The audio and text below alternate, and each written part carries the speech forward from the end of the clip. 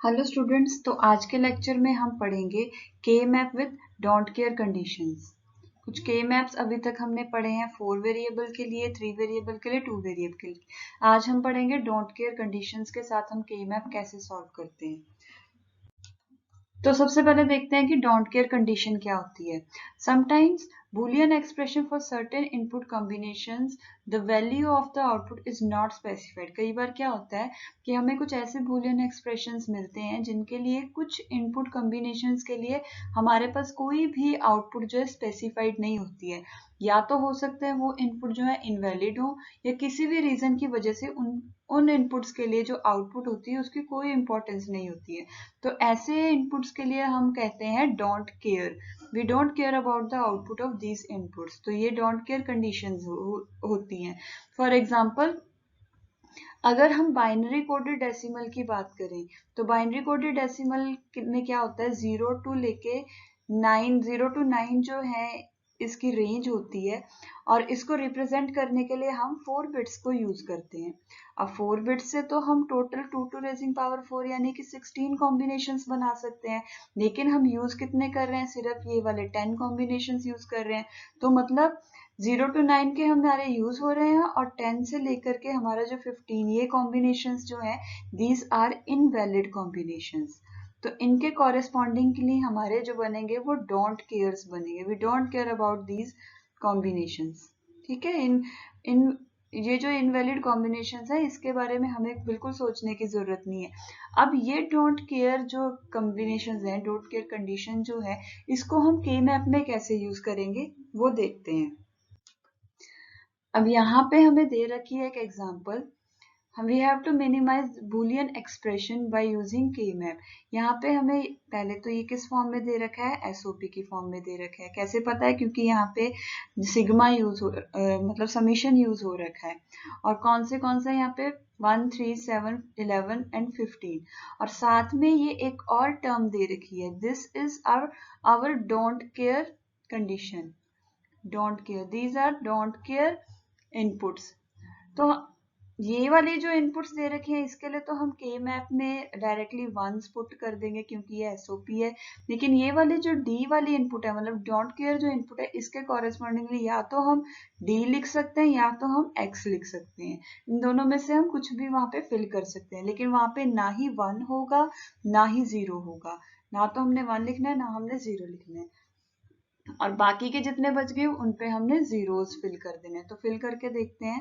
सबसे पहले तो हम इसको लिख लेते हैं, 0 0 0 0 0 0 0 0 1 is 1, then 2, then 3, 4, 5, 6, 7, 8, 9, 10 and 11, then 12, 13, 14 and 15।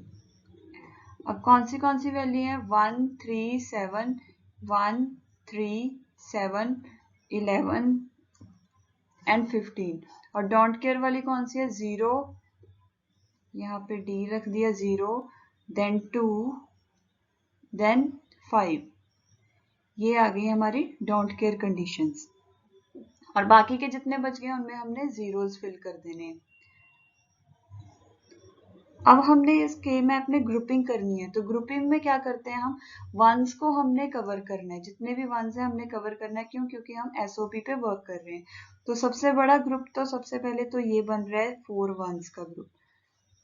इससे बड़ा 8 का बन सकता है, 8 का यहाँ पे बन नहीं रहा है। तो एक ग्रुप तो ये वाला बन गया। और दूसरा अब हमारा एक ये वाला 1 जो है, ये वाला कवर होने से रह गया है। तो इसको कवर करने के लिए वैसे तो हम this one and this one in दोनों का ग्रुप बना सकते हैं, लेकिन डोंट केयर कंडीशन क्या है कि अगर हमें किसी भी कोई भी अगर हमें बड़ा ग्रुप बनाना है तो उसके लिए हम डी वाले जो डोंट केयर वाले इनपुट्स हैं उनको यूज कर सकते हैं। चाहे वो एसओपी हो चाहे वो पीओएस हो, दोनों में हम डोंट केयर कंडीशन वाले को यूज कर सकते हैं for making the bigger group. तो यहाँ पे हम अगर इसको पूरे को ले लें, 4 का ग्रुप बना लें, तो ये जो है एक बिगर ग्रुप बन सकता है। चाहे तो हम ये यहाँ पे इस तरह से ये वाला भी बना सकते हैं, ये भी एक ग्रुप बन सकता है। दोनों ही मेथड ठीक है क्योंकि हमें 1 को ही कवर करना है। तो इस केस में जो ये वाला है इसके लिए देखते हैं हमारे क्या एक्सप्रेशन बनता है। तो यहाँ पे से तो पूरा ए और बी जो है कैंसल आउट हो जाएगा, लेकिन सी और डी जो है सेम रहेगा। तो सी डी की वैल्यू आ गई। और ये वाले के लिए हम देखते हैं क्या वैल्यू रहेंगी। यहाँ पे पूरा सी और डी है जो कैंसिल हो जाएगा, रह गया ए और बी और उनकी वैल्यू 0 है, तो आ गया ए बार बी बार। तो इसके लिए एक्सप्रेशन बना है A bar B bar plus C D. तो ये हमारा एक्सप्रेशन आ गया, ये हमारा सॉल्यूशन आ गया। एक और एग्जांपल करते हैं। यहाँ पे पिछले एग्जांपल में हमने एसओपी किया था, इसमें हम पीओएस करेंगे क्योंकि यहाँ पे प्रोडक्ट टर्म गिवन है।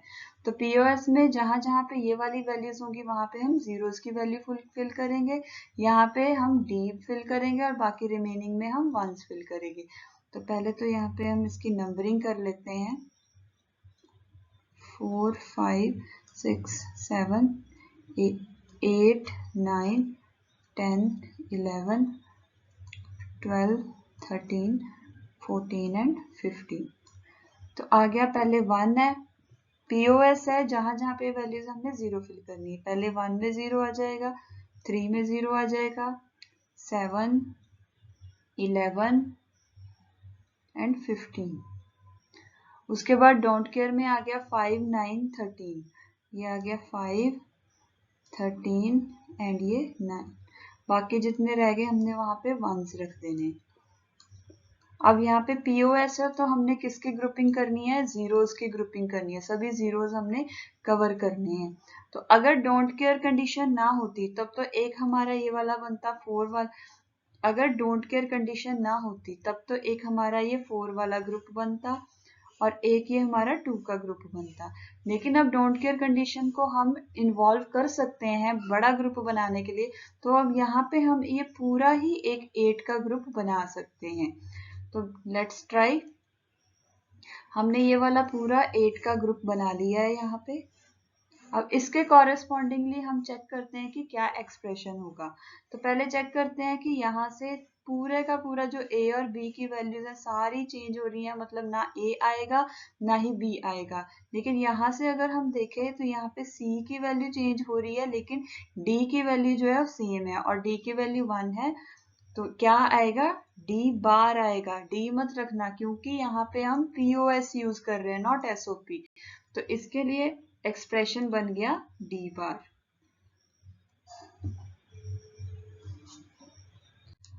इस तरह से ये कुछ प्रैक्टिस क्वेश्चंस हैं, इन दोनों को सॉल्व करना। यहाँ पे ये डोंट केयर कंडीशंस दे रखी हैं, दोनों ही जो है वो एसओपी की फॉर्म में है। इनको सॉल्व करोगे तब आपको ये ज्यादा क्लियर होगा।